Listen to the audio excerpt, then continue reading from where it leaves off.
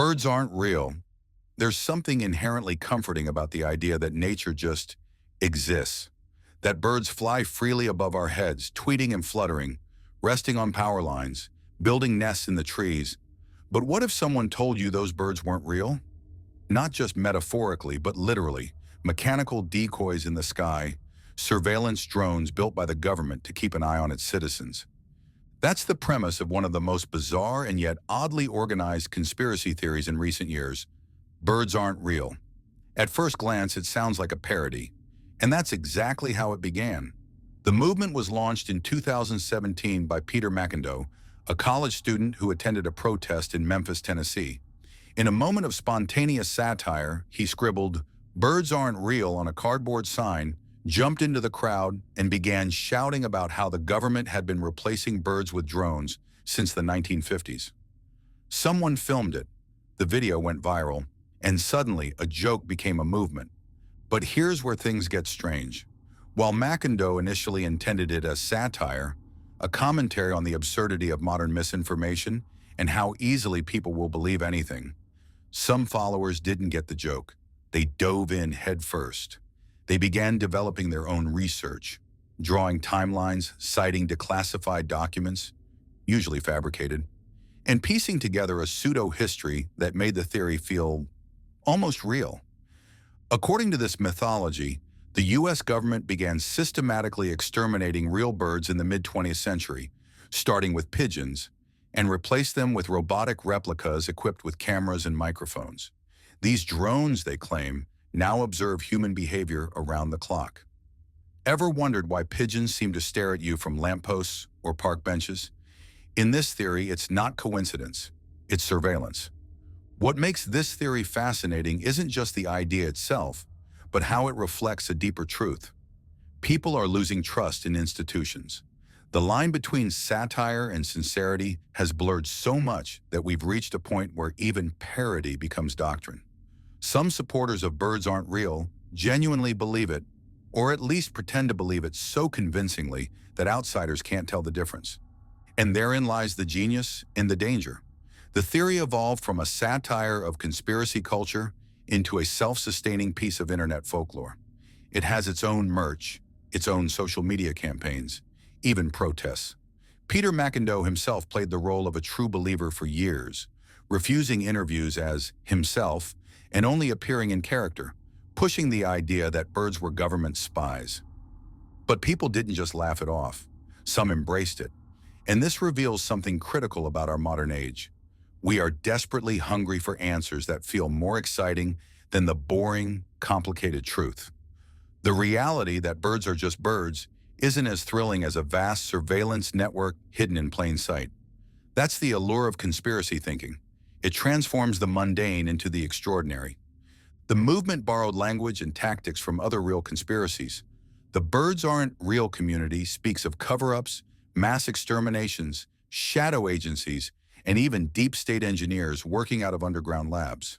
There are maps, alleged blueprints, and fake leaked memos that describe how to change a robotic bird's batteries, which naturally happens when they sit on power lines, cleverly disguised as recharging stations.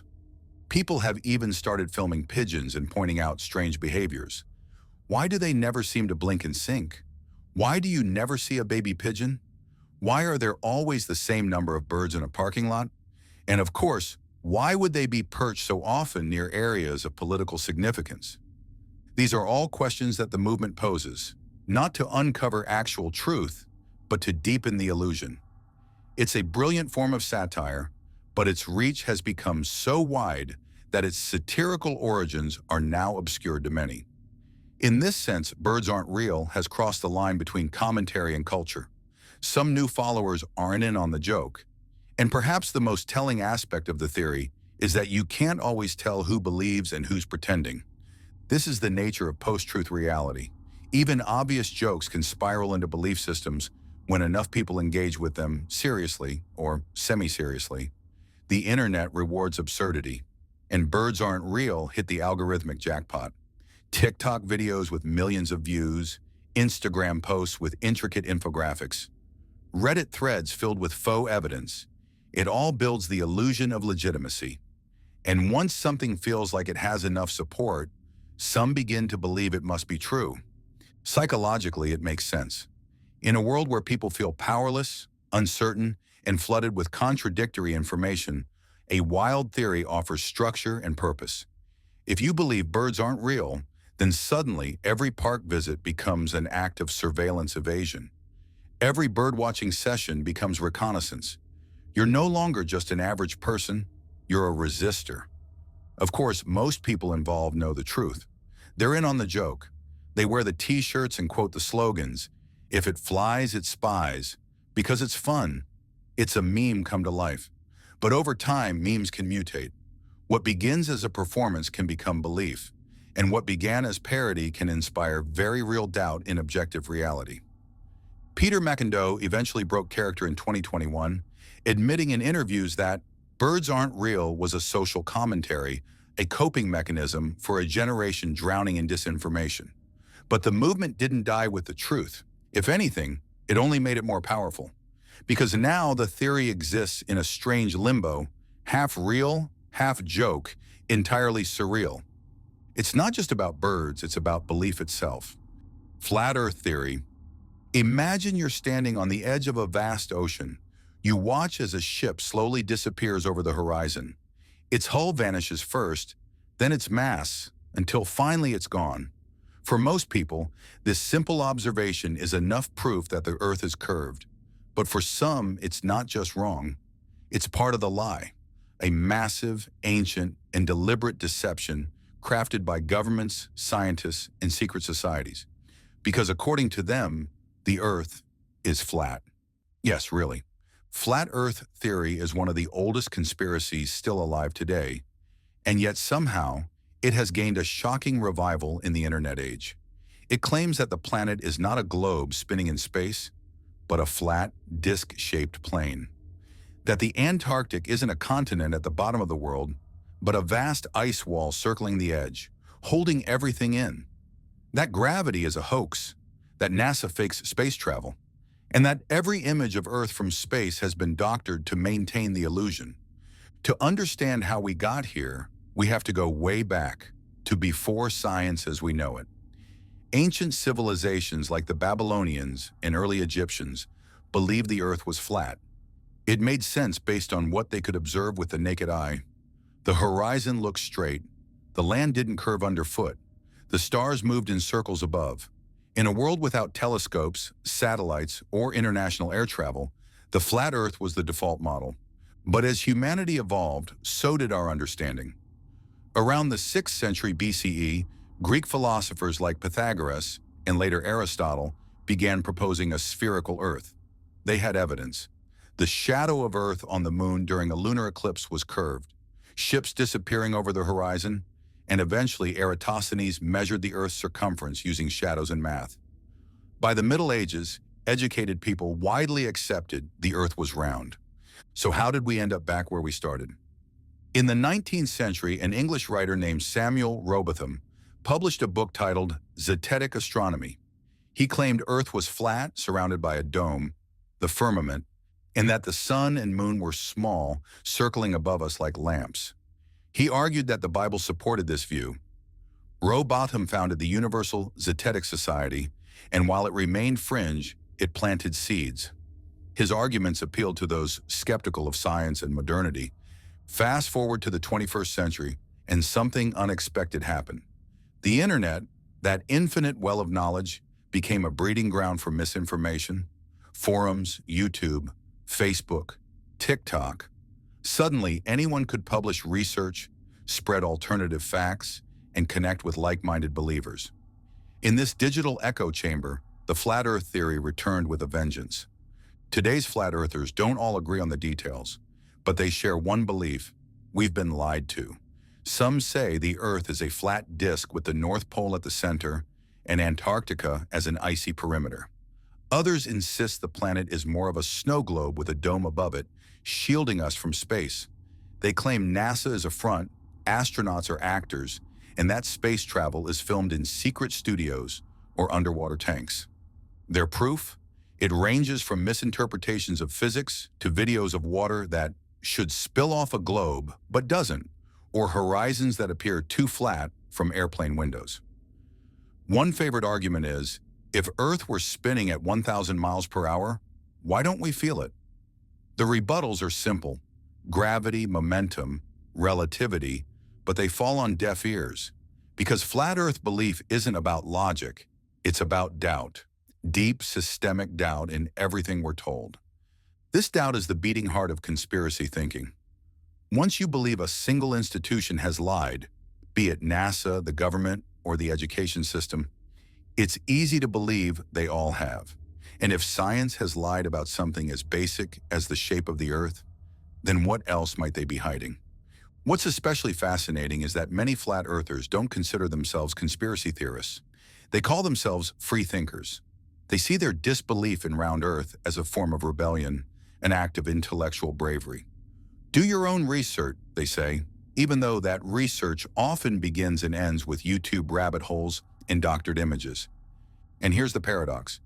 In their quest to reject groupthink, they've created one of the most uniform tribal communities on the internet. They attend conventions, they organize debates, they build models and experiments to disprove curvature. In 2017, a well-known flat earther launched himself in a homemade rocket to see for himself. The rocket failed. He tried again. He died during the launch. Even tragic consequences like that haven't shaken the movement. If anything, they've strengthened it. Because once someone is deep enough into the flat Earth worldview, everything contrary becomes proof of the cover-up. Satellite photos, fake, curved horizons, lens distortion, centuries of scientific consensus, brainwashing. But belief in flat Earth isn't just about the Earth. It's about feeling powerless in a world run by elites. It's about distrust of authority, of science, of education. It's about control. In a world where everything feels increasingly complex, scary, and out of reach, flat Earth theory offers something simple, something that makes sense. If the Earth is flat, then maybe we are the center of the universe. Maybe nothing is random.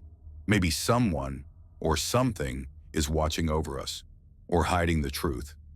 Some tie the theory to religion, arguing that a flat Earth fits better with biblical cosmology.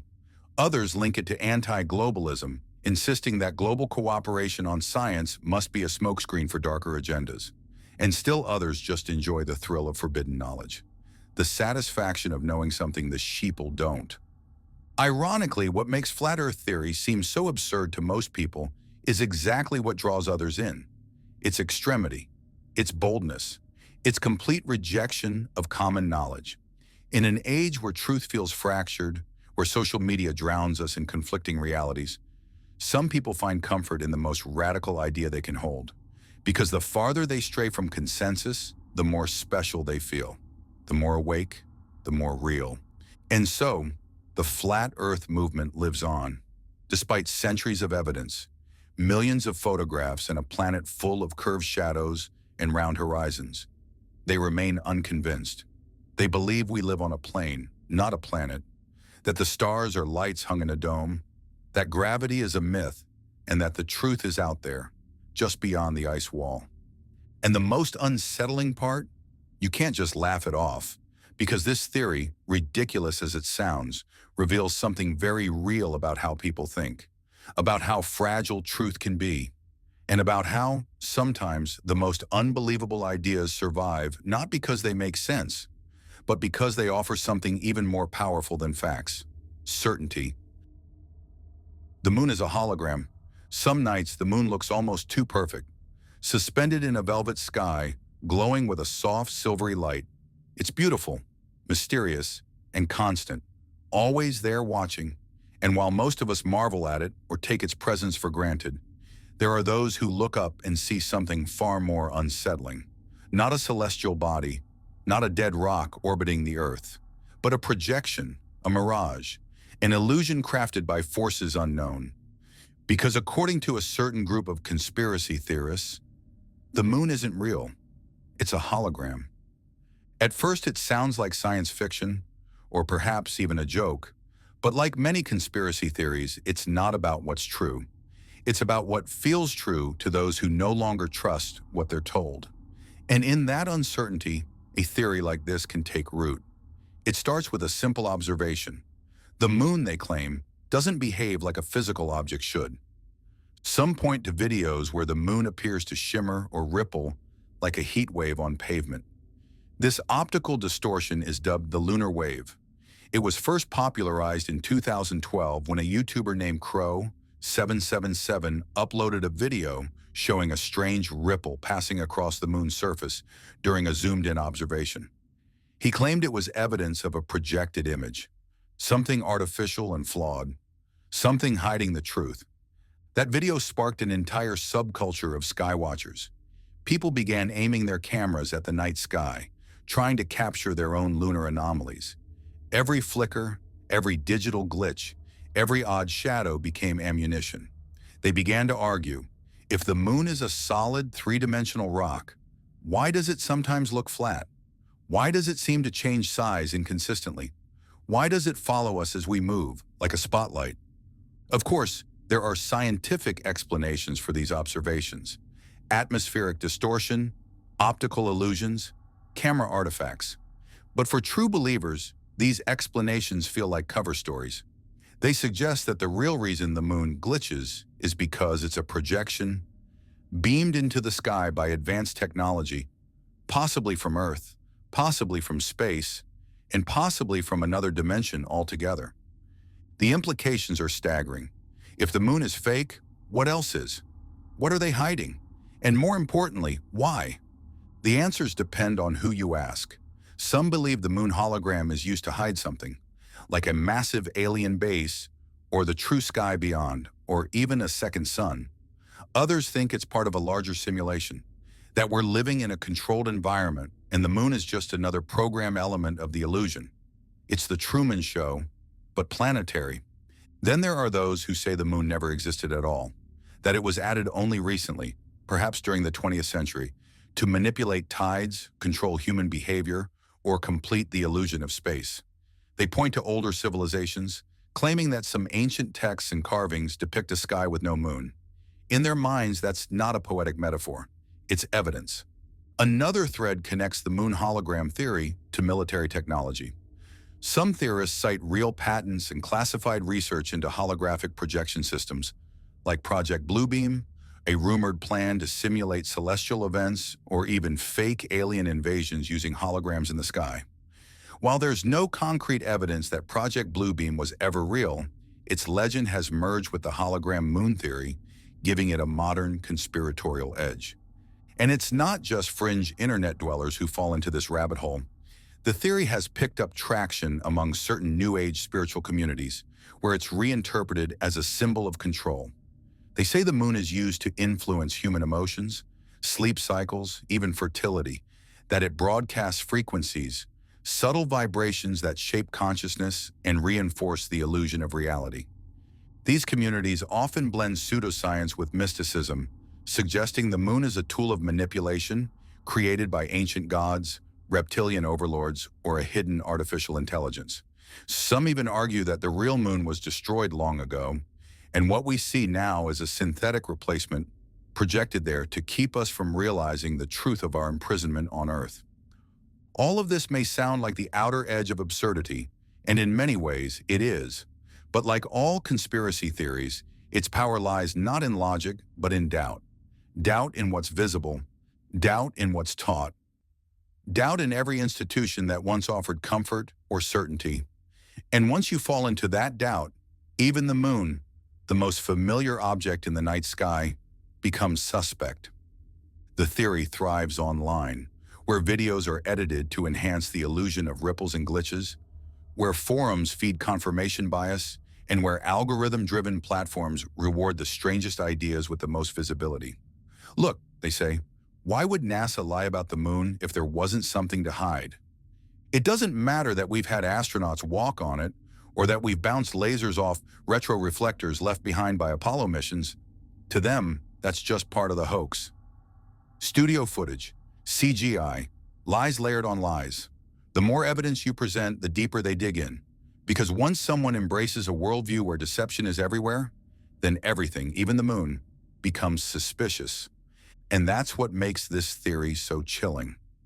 Not that people believe the moon is fake, but that they believe anything can be fake. The sky itself can't be trusted. And once the sky is a lie, then the earth might be too. The very fabric of shared reality begins to unravel. But there's also something poetic about it, something deeply human. The moon has always been a mirror for our imaginations. It's been a goddess, a symbol of madness, a clock, a calendar, a lover. So perhaps it's not surprising that in the modern world, where truth is fractured and trust is broken, we've begun to see it not as it is, but as a projection, a metaphor made literal. And perhaps that's the scariest thing of all, that in an age of infinite information, people are choosing mystery, not because it makes sense, but because it feels better, more exciting, more meaningful. After all, in a holographic moon, anything is possible. And in a world where everything is uncertain, that possibility can be intoxicating. So tonight, when you look up and see the moon glowing above the rooftops, ask yourself, what do you really see? A rock? A symbol? A light in the dark? Or something stranger, watching you back through the fog of belief? The truth might be shining down on all of us. Or maybe it's just a projection. Finland doesn't exist. There's something strange about Finland. Not its people, not its culture, but its existence. According to one of the most peculiar conspiracy theories ever to emerge from the depths of the internet, Finland isn't real. Not metaphorically, literally. A country fabricated on maps, in textbooks, in global politics. A grand illusion maintained by world powers for reasons far darker and far dumber than you might imagine. The theory first gained traction in the mid-2000s and teens, birthed in the shadowy corners of Reddit and 4chan, where satire, sincerity, and absurdity often blur into one. The origin story goes something like this. During the Cold War, two unlikely allies, Japan and the Soviet Union, made a secret agreement. Japan, desperate for unregulated fishing access in the Baltic Sea, and the Soviet Union, keen to maintain control of its waters without interference, decided to invent an entire country. That country was Finland. According to the theory, there is no landmass between Sweden and Russia, just ocean. But to keep this arrangement secret, the rest of the world had to be convinced that there was something there. So the land of lakes and forests was born on maps. Governments, corporations, even GPS systems were coerced or bribed into maintaining the illusion. And what about the people? The Finnish language? The history, the art, the architecture? All faked, the theory claims. The people known as Finnish are just Swedes, Russians, or Estonians living near the area called Finland, but they don't actually reside in a unique, independent nation. Nokia, a front. Finnish culture, constructed by international marketing. Even the national airline, Finnair, is said to take routes that never actually fly over Finland, instead simply looping through airspace and landing elsewhere under the guise of geography. Now, of course, none of this holds up under scrutiny. There are satellite images. There are roads you can drive, trains you can ride, cities you can walk through. People live there. They speak Finnish. They vote. They pay taxes. But conspiracy theorists have never been deterred by facts. In fact, they use them, bending each one into further proof of deception. For example, they argue, why does Finland consistently rank so high in global happiness indexes? Why is it always described as utopian, peaceful, even boring? They say that's the trick. By presenting Finland as inoffensive and unremarkable, no one questions it. It's too perfect, too clean, a smokescreen hiding the truth in plain sight. They even dissect the name Finland, Fishland. A nod, they say, to Japan's covert fishing operations in the supposedly empty Baltic waters. The theory claims that millions of tons of fish are being secretly harvested and shipped back to Japan, with Russia turning a blind eye in exchange for similar access elsewhere. The ships cross Finnish waters, which are really just international waters, unpatrolled and unregulated. It sounds absurd, and it is, but absurdity is part of the appeal. This theory didn't explode because people believed it was true. It exploded because people believed it could be believed. It was a parody of conspiracy logic, a self-aware satire of how easily people can be led to question even the most basic assumptions about the world. But here's the twist. Some people didn't get the joke. As with Birds Aren't Real, what began as satire soon evolved into something more complex. Some followers took the theory at face value, weaving it into a broader worldview of simulated reality, fabricated nations, and artificial history. For them, Finland doesn't exist wasn't just a quirky meme. It was another crack in the facade of the world, another clue that nothing is as it seems. Others didn't believe it literally, but used it as a mental exercise, a tool for questioning everything. If something as fundamental as a country's existence could be faked, what else might be? The borders on a map? The names of continents? The idea of a nation itself? It became a symbolic theory, less about Finland, more about the fragility of knowledge. We trust maps, we trust governments, we trust globes in classrooms and Wikipedia pages. But very few of us verify any of it, we just accept. And that's the unsettling power of the Finland theory. It reminds us how much of our understanding of the world is secondhand.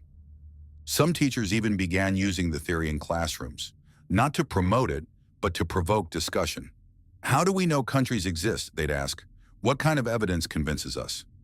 It became an educational tool, a strange, fictional hypothesis that taught very real critical thinking. But others, predictably, went deeper. They started tying the theory to older ideas, like phantom islands that appeared on old maps, but were later removed.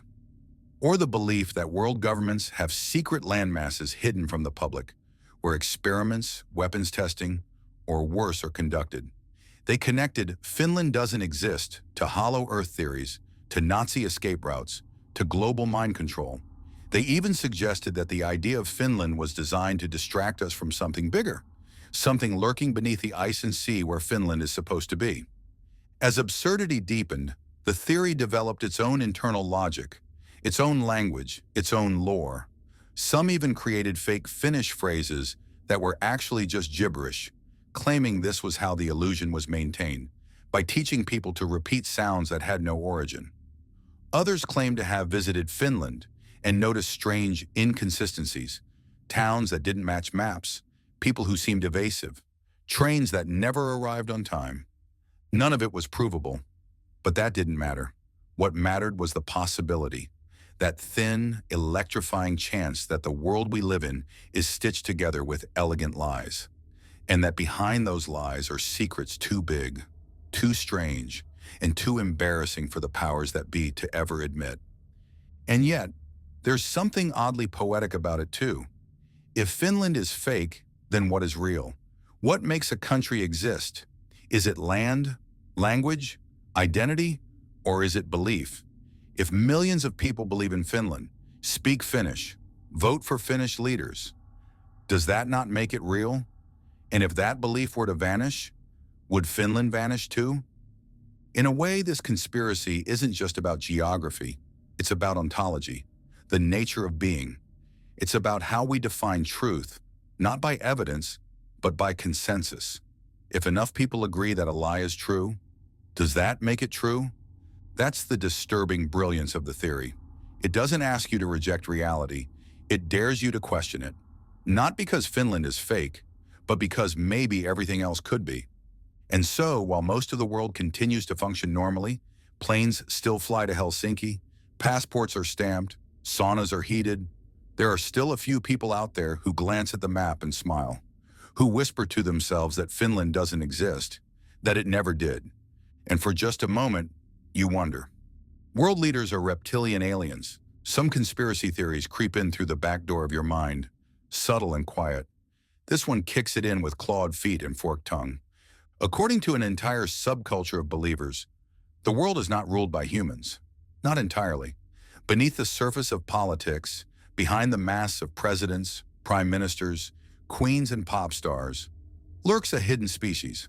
Cold-blooded, shape-shifting reptilian aliens that wear human skin like costumes. They don't just influence society, they run it. And they always have. It sounds like science fiction, because it is. But somewhere along the way, fiction and belief got tangled. What began as metaphor, or perhaps satire, turned into doctrine. And today there are people who sincerely believe that the Queen of England was not human, that Barack Obama, Angela Merkel, Bill Clinton, Mark Zuckerberg, all are part of the same ancient alien bloodline. Not metaphorically corrupt, not morally alien, literally not human. So where did this bizarre theory come from? A British man named David Icke is largely responsible for popularizing it. Once a sports broadcaster, Icke experienced what he described as a spiritual awakening in the early 1990s. He began claiming that he was in contact with higher beings, that he was the son of the Godhead, and that humanity was being manipulated by a secret race of reptilian overlords. At first, people laughed, but Icke didn't stop. Over time, he refined the story, building an elaborate mythology. He claimed these beings, often called the Anunnaki, originated from the constellation Draco. They came to Earth thousands of years ago, interbred with humans, and infiltrated our royal bloodlines. They could shapeshift, project illusions, and control human minds. And most terrifying of all, they fed on fear. According to Icke, reptilians don't just want power, they want energy.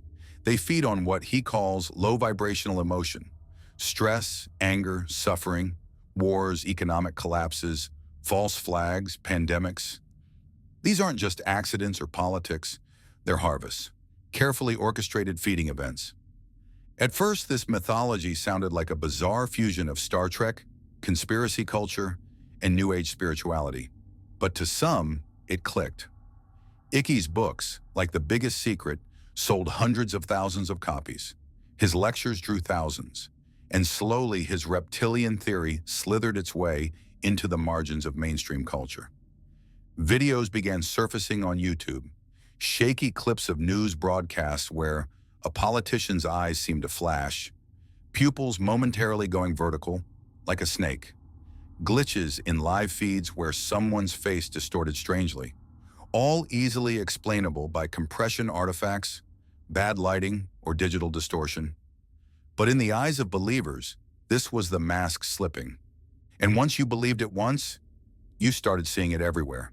The cold demeanor of certain politicians, the stiff, mechanical movements of celebrities on stage, the uncanny, almost too perfect public personas.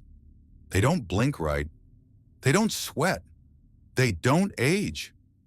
These small, meaningless details were transformed into patterns, and patterns became proof. The theory took root in forums and books, evolved into memes and podcasts, and eventually became a whole subgenre of paranoia. It tapped into something deeper than just sci-fi fantasy. It gave shape to a fear that many people already felt, that those in power are not like us. Because that's the thing. The reptilian theory isn't really about lizards. It's about alienation. It's about a world where the elites feel so distant, so untouchable, so inhuman, that our minds reach for metaphors too large to be metaphors anymore. We don't just say they're cold-blooded, we mean it. We don't just say they're snakes. We wonder if they actually are. And this isn't new. Myths of serpent gods go back thousands of years. The ancient Sumerians wrote of the Anunnaki, sky beings who descended to Earth. Mesoamerican cultures worshipped feathered serpent deities like Quetzalcoatl. In the Bible, the serpent tempts humanity away from truth. In Hindu cosmology, the Nagas are semi-divine serpent people who live in secret realms beneath the earth.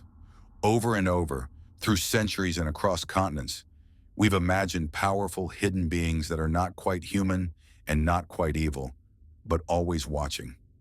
Icke didn't invent this archetype. He simply modernized it, dressed it up in suits and photo ops and press conferences, and in doing so gave conspiracy culture its most enduring monster.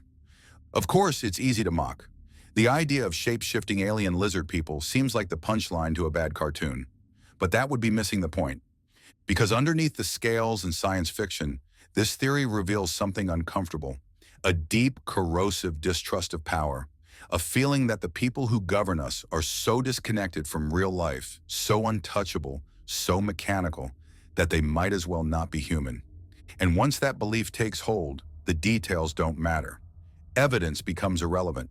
Denials become confirmation. In fact, the more a public figure laughs off the reptilian theory, the more likely believers are to say, see, that's exactly what they do. The internet turned this idea from fringe to viral.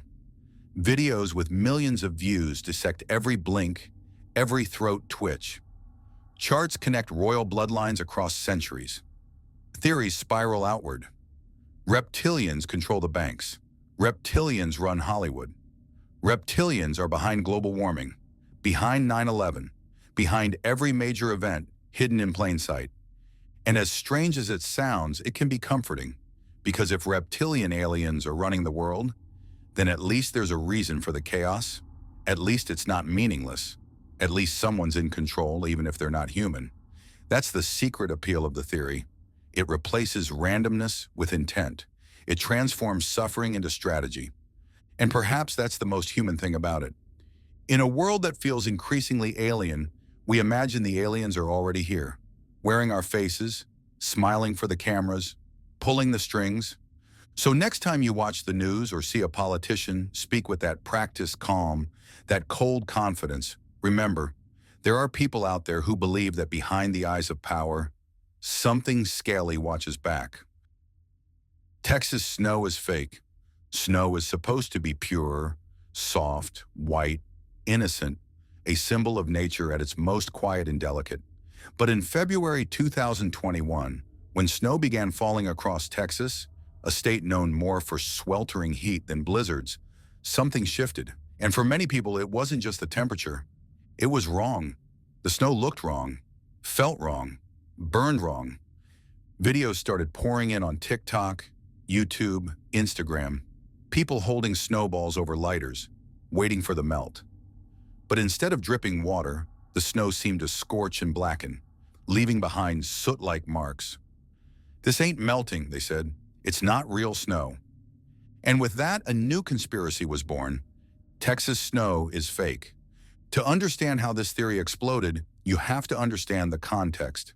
February 2021 was a moment of chaos in Texas. An unprecedented winter storm shut down power grids. Millions were left without electricity or heat. People died in their homes. Pipes burst. Grocery shelves emptied. The state wasn't just cold, it was frozen in fear. And fear, as it often does, became fuel. The videos went viral fast. In them, people performed the same experiment. Take a handful of snow, compact it into a ball, hold a lighter or match to it. Instead of melting into a puddle, the snow seemed to disappear, to blacken, to burn. It's plastic, some claimed.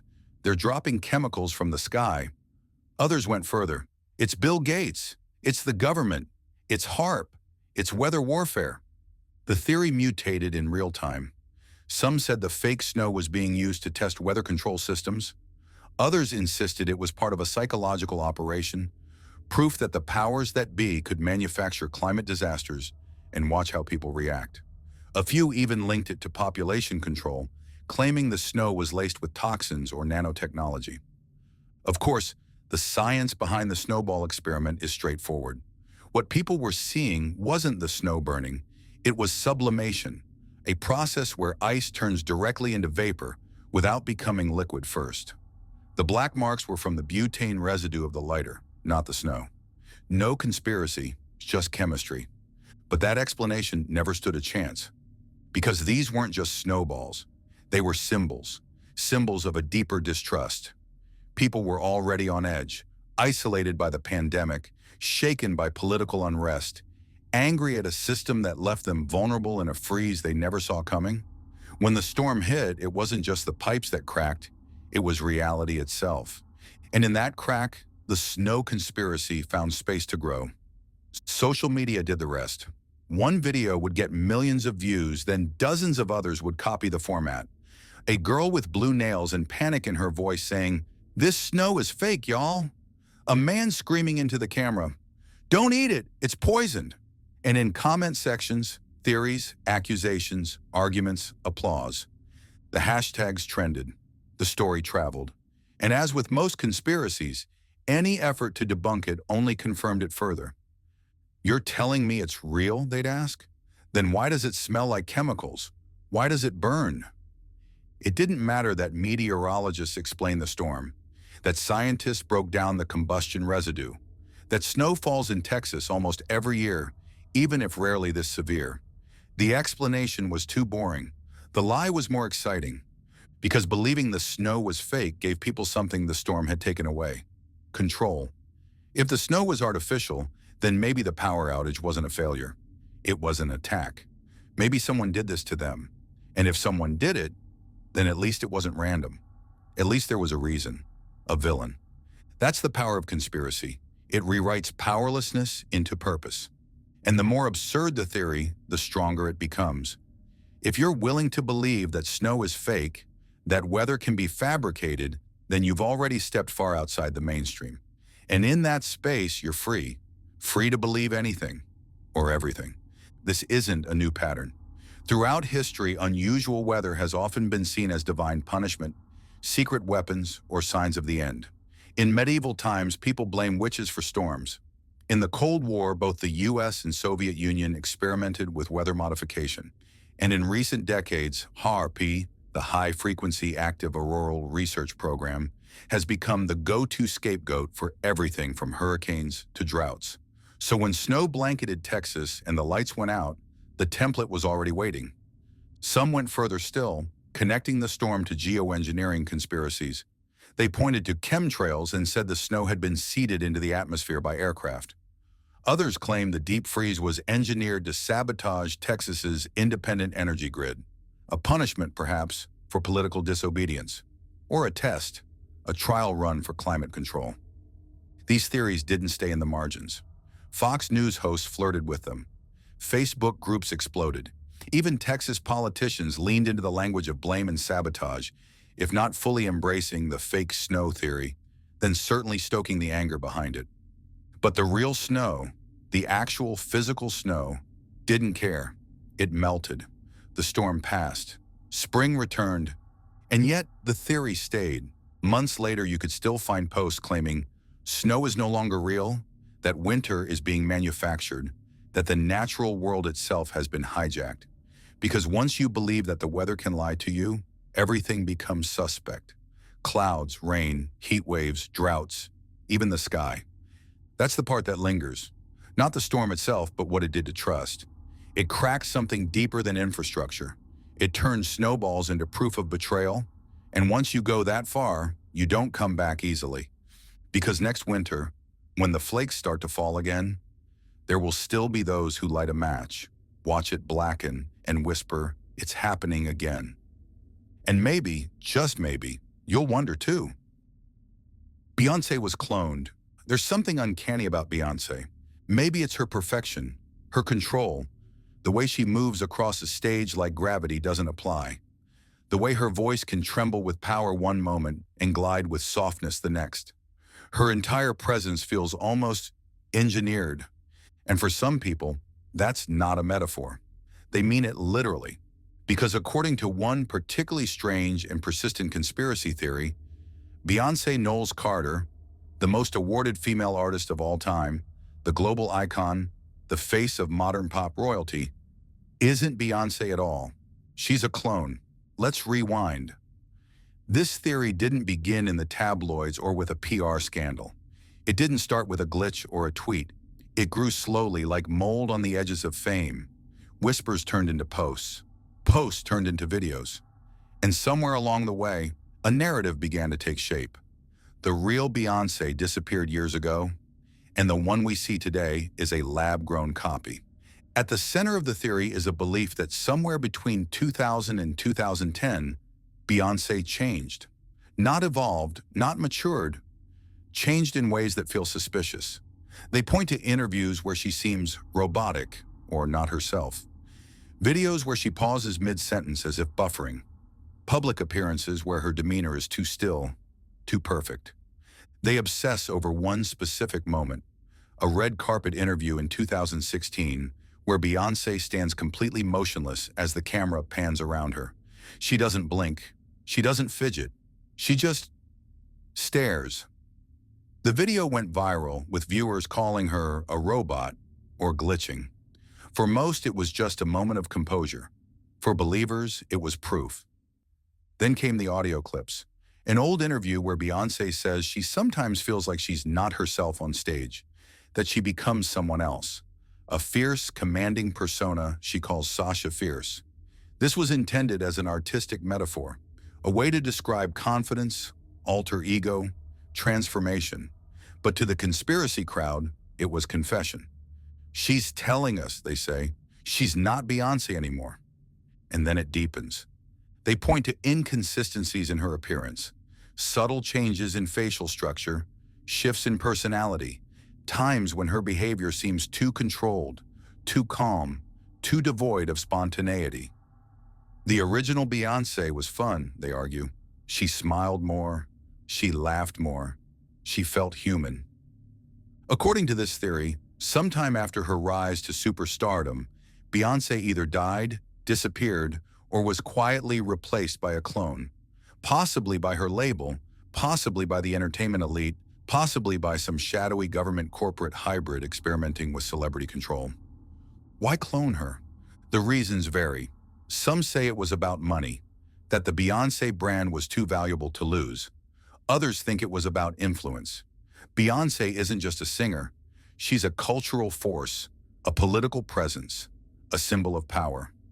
If you could control her, you could shape society. Still others tie it to broader ideas of Project M, KULTRA, mind control programs, and entertainment industry puppeteering. They suggest that cloning is only part of the story. The real scandal is control, that the clone Beyoncé is also programmed, a bioengineered star built to maintain the illusion of humanity while delivering perfectly sculpted art and message. It sounds ridiculous, and yet it spreads. Videos analyzing her bone structure, her voice, her hand movements, threads dissecting her energy, her eye contact, her public silence. She's not the same person, they say. They replaced her after Destiny's Child, or after the 2008 inauguration, or after the miscarriage, or after Lemonade. The timeline changes. The belief does not. Some theorists go even further, tying her to the infamous Illuminati narrative. They claim Beyoncé, along with Jay-Z, is part of a secret society of elite performers who have either sold their souls or been cloned and controlled to keep the masses docile and distracted. They interpret hand gestures, lyrics, and choreography as occult symbols. They point to her Super Bowl performances as rituals, her music videos as encoded messages. In this warped logic, Beyoncé isn't just a clone. She's an avatar, a vessel for hidden agendas, a goddess in human form, designed not by nature, but by committee. And here's the part that's hardest to ignore. Once you believe that Beyoncé is a clone, every celebrity becomes suspect. Rihanna, Lady Gaga, Eminem, Keanu Reeves, Avril Lavigne, all part of a vast, cloning industrial complex hidden behind closed doors and platinum records. Of course, in the real world, human cloning remains theoretical. The closest science has come is with animals like Dolly the sheep, a process that's expensive, ethically fraught, and still decades away from producing a functioning, full-grown adult human. And yet the conspiracy thrives. Because this theory, like all the others, isn't about evidence. It's about a feeling. The feeling that the people on the screen aren't quite real anymore. That fame transforms. That something unnatural happens when a person becomes a brand, a symbol, a machine. We watch Beyoncé stand perfectly still under flashing lights, and something ancient inside us whispers, "That's not how people move." Because deep down, many of us suspect the entertainment industry does things we don't see, that it polishes and repackages humanity until the result is no longer recognizable. And the clone theory becomes a metaphor made flesh. What if Beyoncé isn't fake because of science, but because the system made her that way? And maybe that's the scariest part. Not the idea that Beyoncé was cloned in a lab, but that she was constructed by something colder, by fame, by expectation, by the relentless machine that turns artists into icons, icons into products, and products into hollow echoes of real people. So the next time you see her, silent, poised, staring straight through the camera, ask yourself, is that a woman, a queen, a voice, or is it a copy? CERN opened a portal to hell, Somewhere deep beneath the border of France and Switzerland, a massive machine hums with quiet, invisible violence. It's called the Large Hadron Collider, the most powerful particle accelerator ever built. A ring of superconducting magnets 27 kilometers long, buried underground like the spine of a sleeping god. It was designed to help us answer the fundamental questions of existence. But according to a growing number of conspiracy theorists, that's not all it does. They say CERN, the European Organization for Nuclear Research, didn't just split atoms, it split reality. That somewhere between its experiments, its high-energy collisions, and its search for the God particle, CERN tore open a rift, a hole, a portal, not to another dimension, but to something far worse, to hell. The theory didn't start overnight. It grew slowly in the background of scientific breakthroughs. In 2012, when CERN announced the discovery of the Higgs boson, the so-called God particle that gives mass to everything, the world celebrated. But in certain corners of the internet, the celebration looked more like a warning. They said the moment we found the Higgs boson, something changed, that our timeline shifted, that we slid quietly and imperceptibly into a different version of reality, one more unstable, more chaotic, more wrong. They call it the Mandela effect, a collection of false memories and shared discrepancies in how we remember history. Was it Berenstain or Berenstain Bears? Did Nelson Mandela die in the 80s or the 2010s? Why do some people swear the Mona Lisa used to look different? Why does the world feel just a little off? CERN, they say, is to blame. But that's only the beginning. As experiments intensified, so did the claims. Some theorists believe CERN is performing rituals, not just research, that the scientists are not only smashing particles, they're tearing through veils. They point to strange events, like the bizarre video that leaked in 2016, showing hooded figures performing a mock human sacrifice in front of the Shiva statue on CERN's campus. Officials said it was a prank by employees, but to believers, it was something else. A signal, a ritual, a glimpse behind the curtain. And the statue itself is strange. Shiva, the Hindu god of destruction, the cosmic dancer who both creates and dissolves worlds. Why would a cutting-edge European research facility place a giant idol to a deity of destruction at its center? CERN says it symbolizes the cycle of creation in physics, but conspiracy theorists have a different answer. It's a warning in plain sight. They believe that CERN is trying to open a gateway, a literal doorway to another realm. Some say it's to parallel universes. Others, more ominously, believe it's a portal to hell, not in the fire and brimstone sense, but a dimension of chaos, madness, and anti-life. A place where physics breaks down, where entities beyond comprehension wait like hungry shadows just beyond the veil. Some even suggest that the strange sounds recorded during CERN experiments, low, rumbling frequencies, unexplained bursts of noise, are more than machine noise, that they are voices, groans, echoes from the other side. And what about the strange weather, the increase in natural disasters, the sudden surges of instability, both social and psychological? According to this theory, the world didn't just get more chaotic on its own. Something was let in, something old, something hungry. And it's not done with us yet. There are images, viral, chilling, usually blurry, of spirals in the sky, strange clouds forming above Geneva during CERN activity. People report dreams, shared hallucinations, feelings of dread when they're near the collider. Others claim CERN's activities coincide with global tragedies, that each new run, each deeper collision, brings us one step closer to something irreversible. Even pop culture got swept into the paranoia. The Stranger Things series, with its portal to the Upside Down, began airing shortly after the Higgs discovery. Some theorists claim it's predictive programming, art mimicking secret truth. Others point to films like Event Horizon or Hellraiser as coded warnings about opening dimensional doors. The message is always the same. Some doors should stay shut. And then there's the question no one can quite answer. Why? Why would a respected scientific institution risk opening a gateway to hell. Some say they don't know what they're doing, that scientists are so obsessed with discovery they've ignored ancient warnings, that they're poking holes in the fabric of space-time without understanding the consequences. Others say they do know, that CERN is part of a deeper plan, an elite effort to contact, summon, or even merge with entities from other realms. Demons, interdimensional beings, AI gods. Call them what you want, but the theory insists they are not human, and that they are waiting. To most, it sounds insane, but that's the strange thing about the theory. It doesn't ask you to believe everything, just enough to wonder. Could our reality have changed?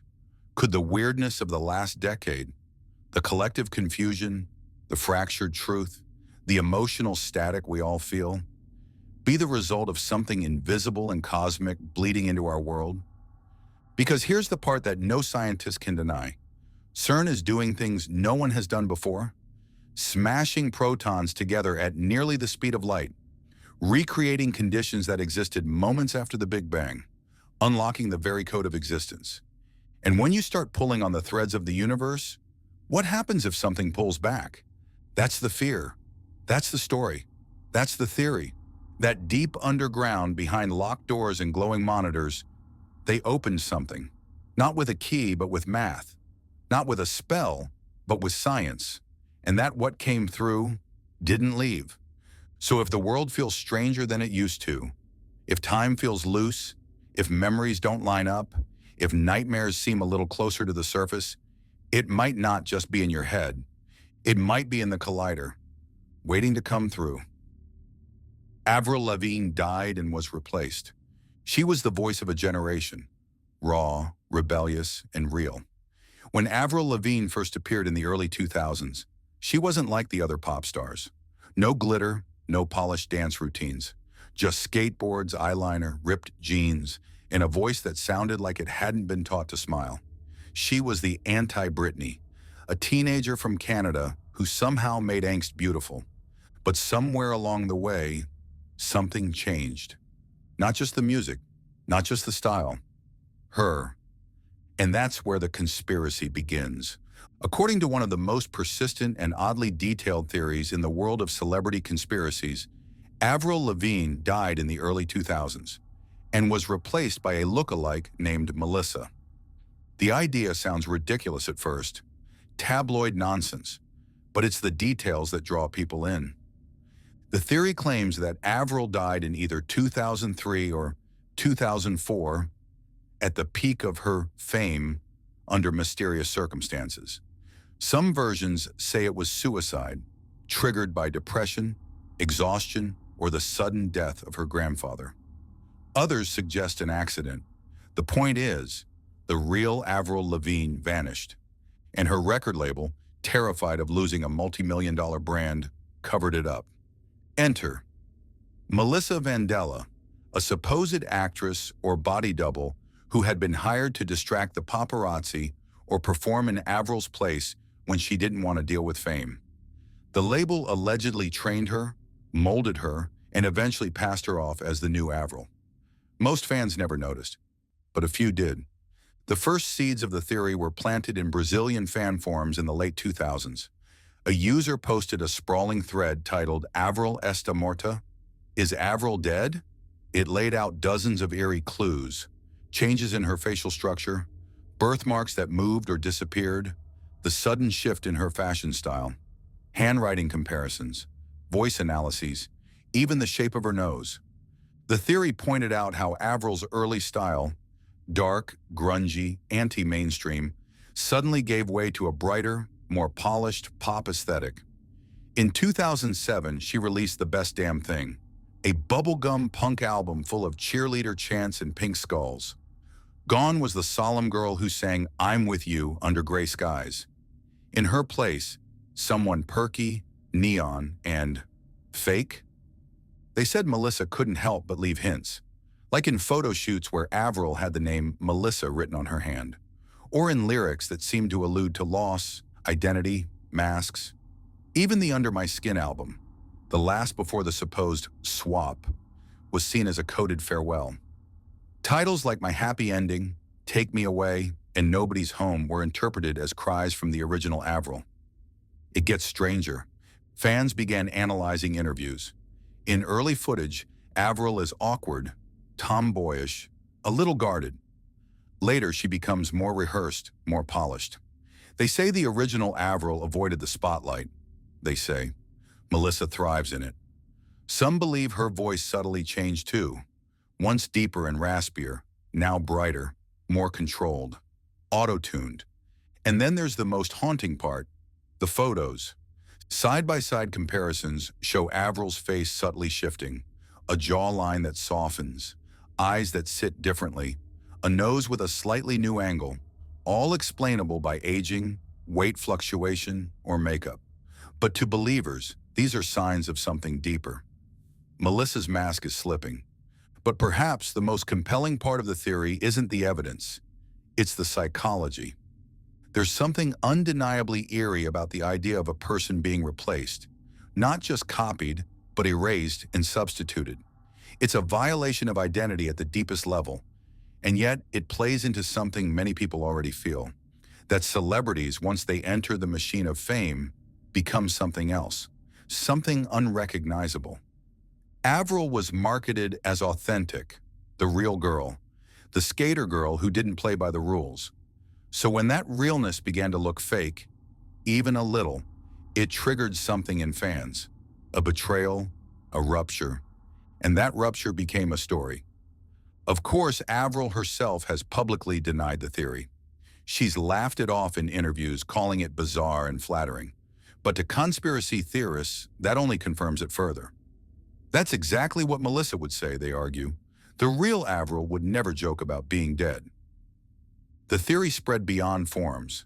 It found life on TikTok, where Zoomers rediscovered early 2000s culture and asked, why does she look different? Twitter threads with thousands of retweets broke down the timeline. YouTube channels released mini-documentaries with dark music and slow fades. Reddit pages compiled entire dossiers. And all of it leads to one unsettling question. What if it's true? Because that's the thing about a good conspiracy.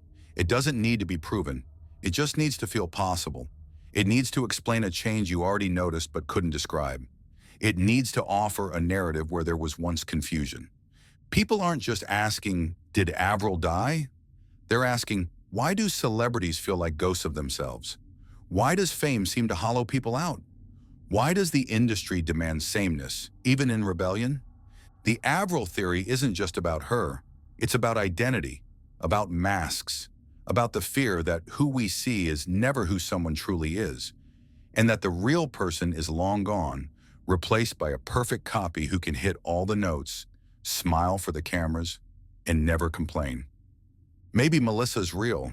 Maybe she's been standing on stages, smiling into stadium lights, wearing Avril's clothes, singing Avril's songs, and living a life she didn't choose. Maybe she looks into the mirror every morning and whispers a name that isn't hers. Or maybe, more hauntingly, she doesn't remember ever being someone else.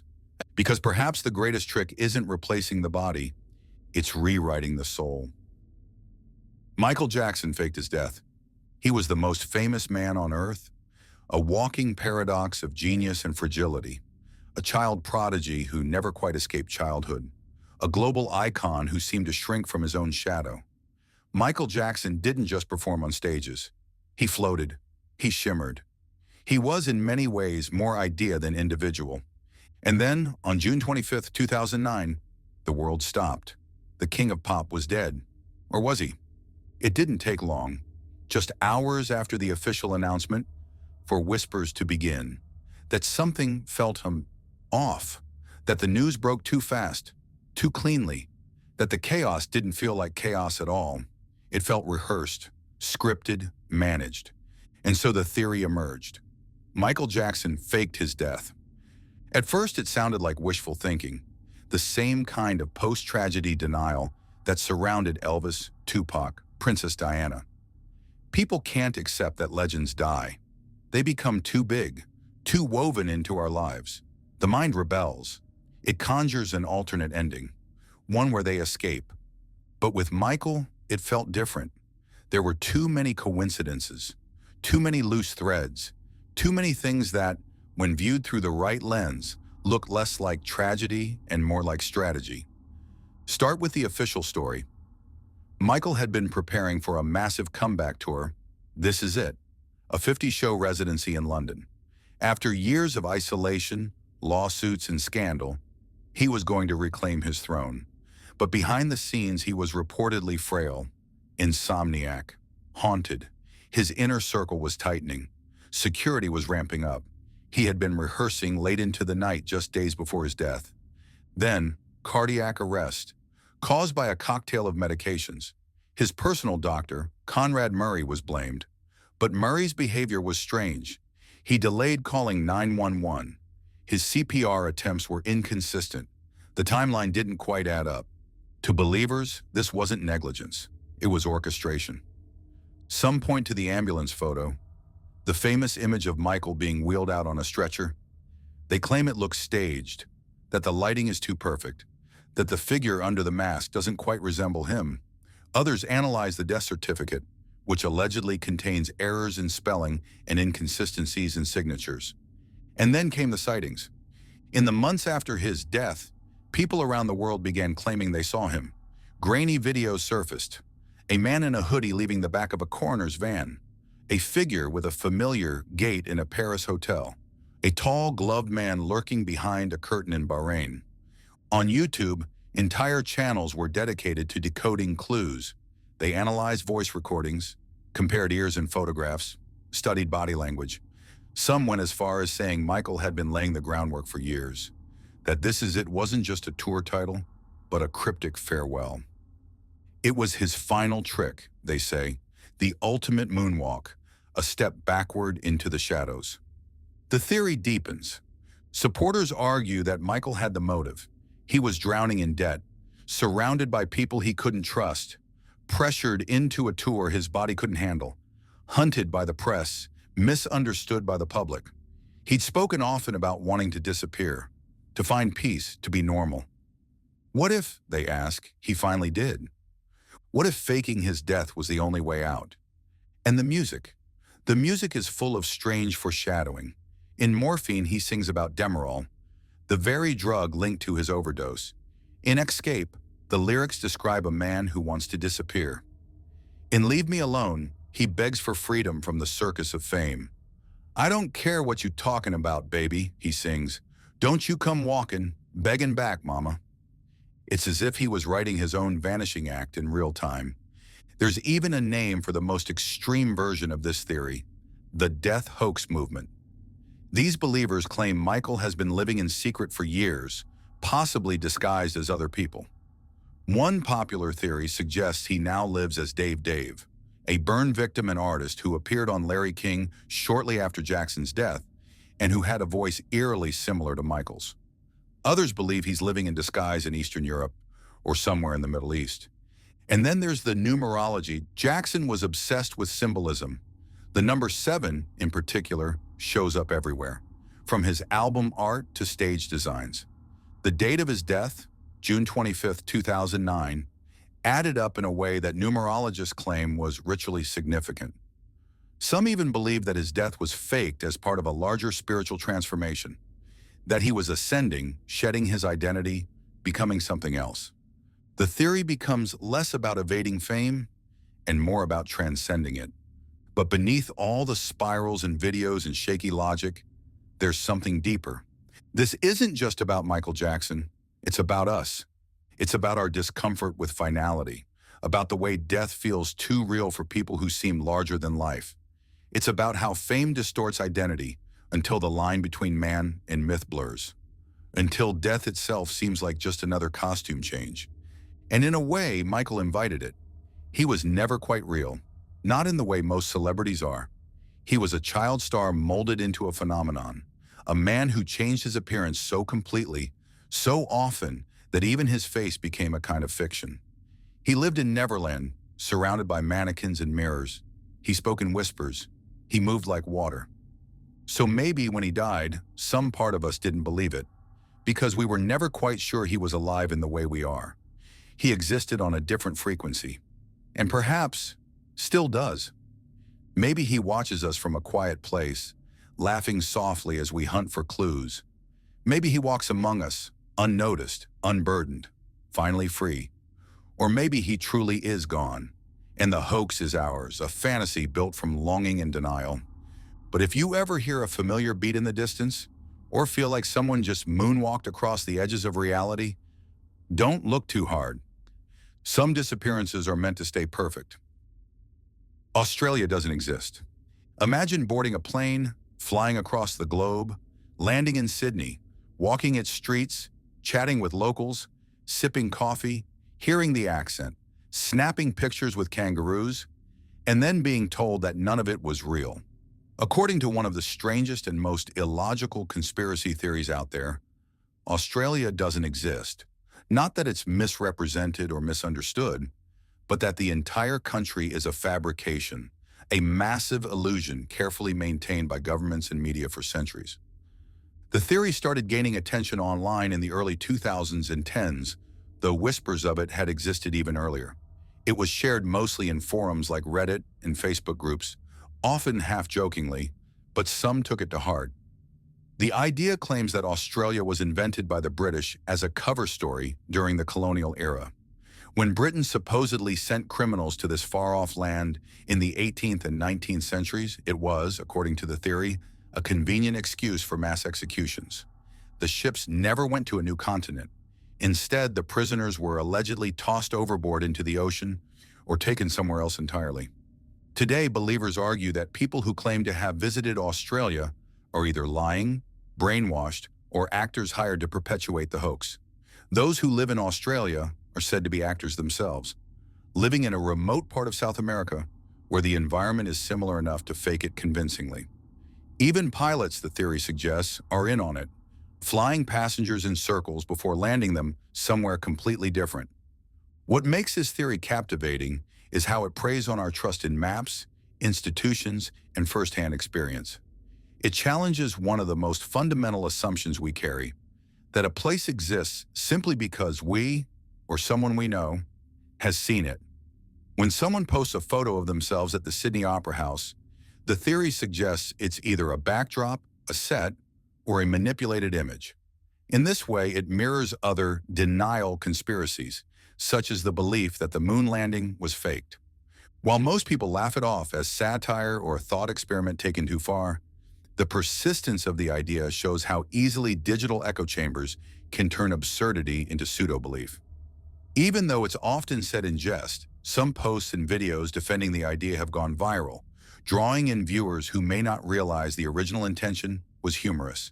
And in an age where fake news spreads faster than facts, even the most unbelievable theories can find a foothold. The Large Hadron Collider destroyed the world in 2012. There's something unsettling about the year 2012. For some, it marked a milestone of curiosity and fear, the end of the Mayan calendar, the source of apocalyptic predictions and cinematic dramas. But for a small and peculiar corner of the internet, 2012 was not the end of the world, but the beginning of something far stranger. They believed that the world did end in 2012, and we just didn't notice. This conspiracy rests on a peculiar notion that when CERN, the European Organization for Nuclear Research, activated the Large Hadron Collider, or LHC, at full capacity in 2012 to search for the Higgs boson particle, they inadvertently ripped the fabric of space and time. According to believers, the moment the Higgs boson was discovered, reality as we knew it ceased to exist. Instead of global destruction, they argue, we were all quietly shifted into a parallel universe, almost identical, but not quite. The theory took shape slowly, primarily online. It was first whispered about in obscure blog posts and speculative YouTube videos. People started noticing what they described as glitches, subtle inconsistencies in memory, time, and perception. One of the biggest phenomena tied to this belief is the Mandela effect. When large groups of people remember the same incorrect detail, like the Berenstain Bears being remembered as Berenstein, or the Monopoly Man having a monocle when he never did. Supporters point to these small errors in collective memory as evidence of a world slightly out of sync with the one we used to live in. To believers, this isn't just about faulty recollection. It's a symptom, a ripple, a sign that the simulation or universe we once knew has been overwritten or rebooted. CERN, with its enormous scientific power, is seen not as a research facility, but as a kind of cosmic switchboard, capable of altering reality itself. They argue that CERN's official explanations of their work are a smokescreen, a veil to keep the public unaware of the dangerous, dimension-shattering experiments happening beneath Switzerland and France. What makes this theory even more fascinating is how it merges scientific reality with speculative fiction. CERN did, in fact, discover the Higgs boson in 2012, and the discovery did mark a turning point in modern physics. The collider itself is an almost mythic machine, a 17-mile underground ring, shooting particles at near-light speed in the hopes of recreating the conditions moments after the Big Bang. For many, this sheer scale and ambition is enough to inspire awe. But for conspiracy theorists, it's fuel. They point to the symbolism scattered throughout CERN, such as the statue of the Hindu god Shiva, the destroyer of worlds on the organization's grounds, as a kind of foreshadowing. They claim the symbolism is not decorative, but confessional. Then there's the atmosphere of 2012 itself. Even for those who don't believe in parallel universes, there's something odd about the way things seem to shift after that year. Social structures, technology, the pace of life, all began accelerating in unpredictable ways. The world seemed to tilt into hyper-reality. Believers interpret this as evidence that we entered a simulation or a reconstructed timeline where events spiral faster and logic stretches thinner. It's not just that the world feels different. They believe the world is different. The theory, of course, remains on the fringes. Mainstream scientists dismiss the idea as science fiction. CERN has repeatedly assured the public that their research poses no existential threat. But for those drawn to the mystery, the comfort of a grand hidden explanation outweighs the uncertainty of chaos. In a strange way, the theory offers relief. It suggests that the weirdness of modern life, the instability, the surreal headlines, the odd little errors, isn't random. It's the result of something enormous, something we're not meant to understand. And so they search. They collect Mandela effects. They watch the stars. They reread news articles from 2012, looking for signs that the world quietly ended when the collider switched on. For them, every strange coincidence is a breadcrumb, leading back to that underground ring of steel where, perhaps, everything we knew was gently dismantled, and something else began. Walt Disney's frozen body is hidden under Disneyland. There's something unnerving about Disney. On the surface, it's all fairy tales and talking animals, cheerful music and childhood wonder. But for some people, that glossy exterior hides something else, something far more deliberate and insidious. They believe that Walt Disney had his body cryogenically frozen after death, and that to this day it remains in suspended animation, hidden beneath the Pirates of the Caribbean ride at Disneyland. It's a theory that has been whispered for decades, passed along with a grin and a shiver. Walt Disney died in December 1966, officially from complications related to lung cancer. According to public records, he was cremated. But the idea that he was secretly frozen in hopes of being revived in the future took on a life of its own almost immediately. No official documentation exists to support the claim, and yet many believe it. Why? Part of it stems from the man himself. Walt Disney wasn't just a storyteller, he was a futurist. He saw beyond the present moment, beyond entertainment, beyond what people even thought was possible. Disneyland was only the beginning of his vision. He had plans to build entire experimental cities, to bring humanity closer to a kind of idealized technological harmony. Cryonics, in that context, doesn't seem like such a leap. For someone with Disney's ambitions, cheating death might have been the ultimate challenge. Cryogenic preservation, freezing the body after death in hopes of one day reviving it, was entering the public consciousness around the same time. In the mid-1960s, just as Disney passed away, early cryonics organizations were being formed. The science was speculative, and still is, but the idea itself fascinated the public. A few scientists and futurists were promoting it as a way to bridge the gap between current medicine and future breakthroughs. And somewhere in that hazy boundary between science fiction and science fact, the rumor took hold. Walt Disney had become the first celebrity to be cryogenically frozen. The details shifted with each telling. Some versions claimed it was just his head, preserved in a secret chamber. Others insisted it was his full body, placed in an underground vault directly beneath Disneyland's Pirates of the Caribbean ride. That ride, by coincidence or design, opened just months after his death. For believers, the timing was too perfect. They imagined a private lab hidden beneath the animatronic pirates and skeletons, humming with cold air and flickering with low lights, containing one of the 20th century's most powerful figures in suspended stillness. What makes the theory so sticky is the way it reflects Disney's legacy. The company itself is obsessed with illusion, creating believable, immersive worlds where fantasy seems real. The parks are designed to feel seamless, perfect, and timeless. And that's where the theory starts to feel more like a myth than a hoax. It's not just a rumor about one man. It's a reflection of how we perceive Disney. As someone who might have wanted to outwit mortality, to one day return and see the empire he built still standing. Then came the internet. Message boards, conspiracy forums, fan pages, all helped to spread and evolve the legend. Some claim former employees had hinted at secret corridors, restricted maintenance shafts, and something weird below the ride. Others claim that Disney's family kept unusually quiet about the cremation, or that records were incomplete. None of this was verifiable, of course, but that didn't matter. The absence of proof only fueled the mystery. In 2013, the theory took a new twist. Disney released Frozen, a massive global hit. For some conspiracy theorists, this wasn't just another animated film.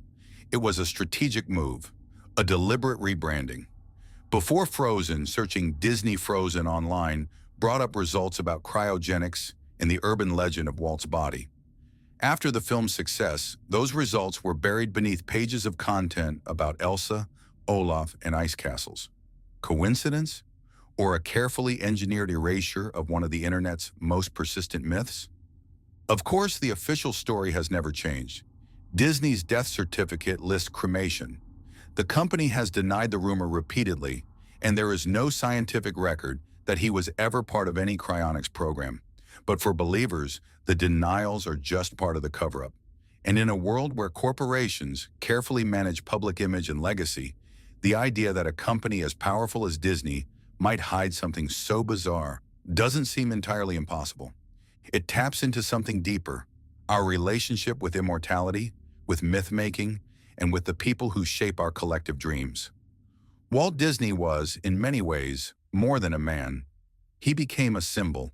A frozen Walt lying in wait beneath the happiest place on earth is less about truth and more about what we want to believe. That the magic never truly ends. That someday he might wake up, step outside into the sunlight of his kingdom, and see that the dream he built never died. Time travelers built the pyramids. There's a kind of quiet awe that settles in when you stand before the pyramids of Giza. No matter how many photographs you've seen or documentaries you've watched, nothing prepares you for the sheer scale of them, the weight of stone, the precision of alignment, the age of it all. These are monuments that seem to defy time, logic, and even gravity. And for centuries, people have asked the same question. How? How could a civilization with no modern machinery, no computers, no electricity, build something so mathematically perfect, so enduring, and so mysterious? While mainstream historians offer well-researched explanations involving large labor forces, ingenious engineering, and decades of effort, there are those who remain unconvinced. And among the strangest, most mind-bending explanations lies the theory that the pyramids were not built by ancient Egyptians at all, but by time travelers from the future. It's a theory that doesn't just challenge conventional timelines, it demolishes them. It proposes that humans from the far future, armed with advanced knowledge and technology, traveled back in time and either constructed the pyramids themselves or provided the ancient Egyptians with the tools and information needed to do so. To believers, the idea isn't just plausible, it's the only explanation that makes sense. This theory didn't emerge in a vacuum. It's part of a much broader fascination with anomalous ancient knowledge, evidence of high-level mathematics, astronomy, and engineering in ancient times that seems too advanced for the era. The Great Pyramid of Giza, for instance, is aligned almost perfectly with true north, with a margin of error so tiny it surpasses even some modern structures. The dimensions of the pyramid correspond to planetary and solar measurements, and some claim its proportions encode the value of pi and the golden ratio. For those drawn to mystery, this is not coincidence. It's a fingerprint, a signature from someone or something that knew far more than they should have. Time travel adds a layer of myth and modernity to the ancient enigma. The idea is that future humans, perhaps survivors of a cataclysm or members of an elite scientific order, return to a point in history where humanity was still forming its first civilizations. They may have sought to guide development, to seed knowledge, or to leave behind warnings in stone. The pyramids, then, are not just tombs or temples. They are messages, data storage, beacons, monuments not to the past but to the future. Supporters of this theory often point to specific historical inconsistencies. The sudden leap in Egyptian architectural capability between earlier step pyramids and the Great Pyramid seems too abrupt. There are no construction plans, no detailed contemporary records describing exactly how such an enormous structure was built. Even the tools believed to have been used, copper chisels, wooden sleds, and manpower, seem woefully inadequate for the task. Could the explanation be not a missing piece of history, but a piece that was never from history at all? The theory gained momentum in the late 20th century, spurred on by documentaries, speculative books, and internet forums where ancient alien theories, time anomalies, and lost civilizations were hot topics. Though similar in tone to the ancient astronaut theory, which suggests extraterrestrials built the pyramids, the time traveler idea stays grounded in humanity. It suggests that the pyramids are human achievements, just not from the right era. In a way, it gives us credit, but spreads it across centuries. What makes this theory alluring is not just the mystery it explains, but the paradox it creates. If future humans built the pyramids in the past, then those monuments have always existed in history. They're a loop, a fixed point where the future intersects the past. In this version of reality, history isn't a straight line, but a spiral. The people who built the pyramids hadn't been born yet. They were influenced by their own distant descendants. It's a thought that breaks the brain and stirs the imagination all at once. Skeptics, of course, argue that time travel is still a theoretical dream, that physics offers no practical path to sending people backward through time. But even they admit, if time travel ever does become possible, ancient Egypt would be one of the most obvious destinations, a cradle of mystery, a place where the past already seems out of place. In the end, this theory isn't just about the pyramids, it's about our need to see meaning in the impossible, to look at something ancient and inexplicable and feel that perhaps it was meant for us, that the people of the future may already have been here, that they stood under the same sun, placed the same stones, and left us a legacy not of kings and gods, but of time itself.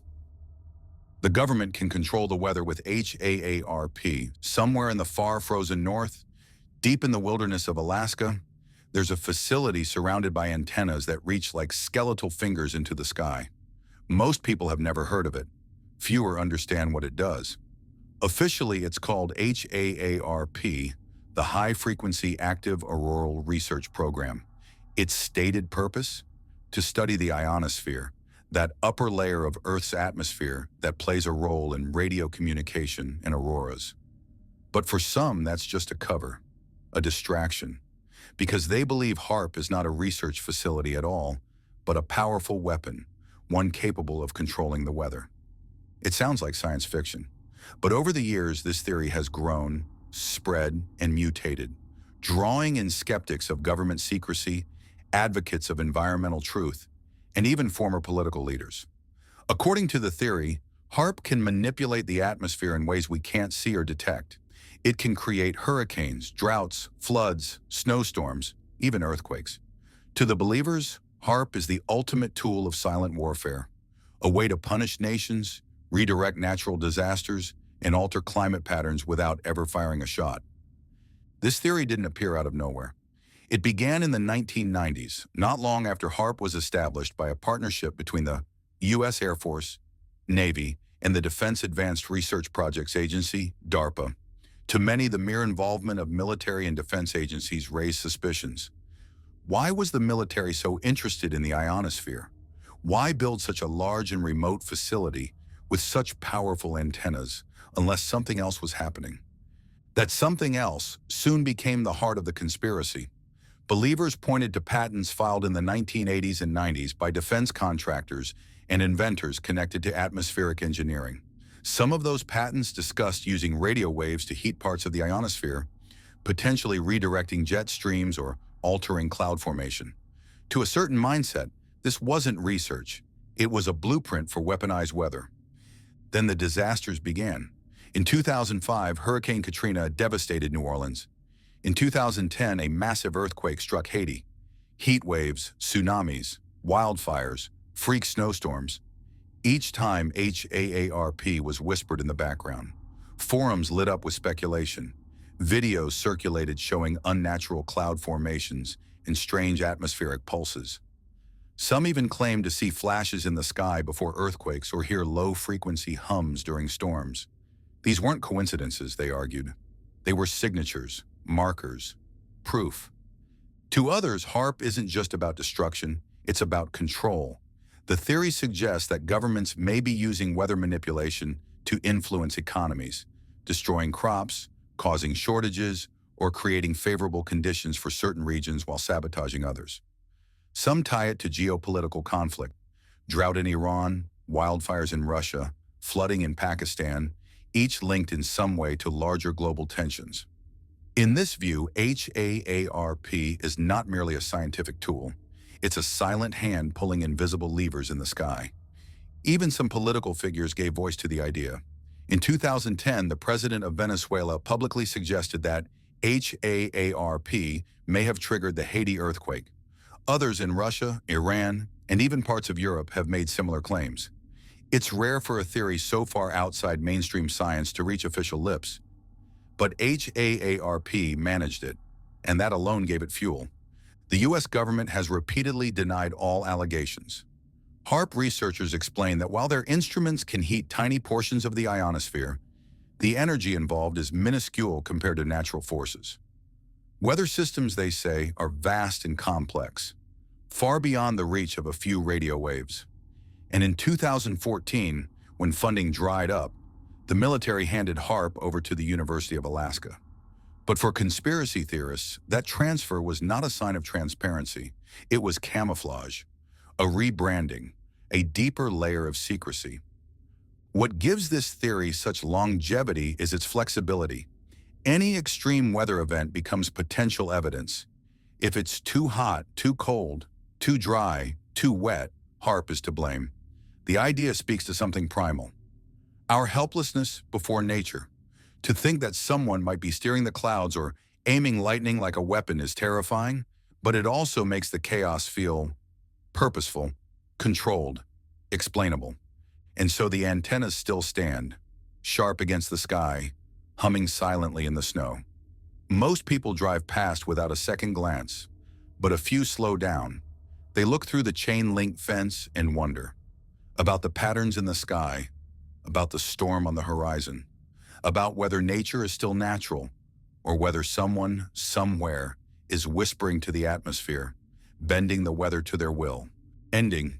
And yet, even after all these stories of frozen visionaries, invisible weather machines, hidden countries and shattered timelines, we're still left with questions. Maybe that's what makes these theories so captivating. They stretch the edge of what we think is real, tugging at the quiet corners of imagination, suspicion, and wonder. But now I wonder, what about you? Do you believe any of these theories might be true? Or do they all feel like the strange dreams of a restless internet? Are there others you've heard that seem even more unbelievable or strangely possible? I'd love to hear what you think. Which one made you stop and wonder? Which one made you laugh? Leave a comment and tell me which theory stuck with you, or which one you'd never believe in a million years. Maybe you've got a theory of your own, one that no one talks about yet, but should.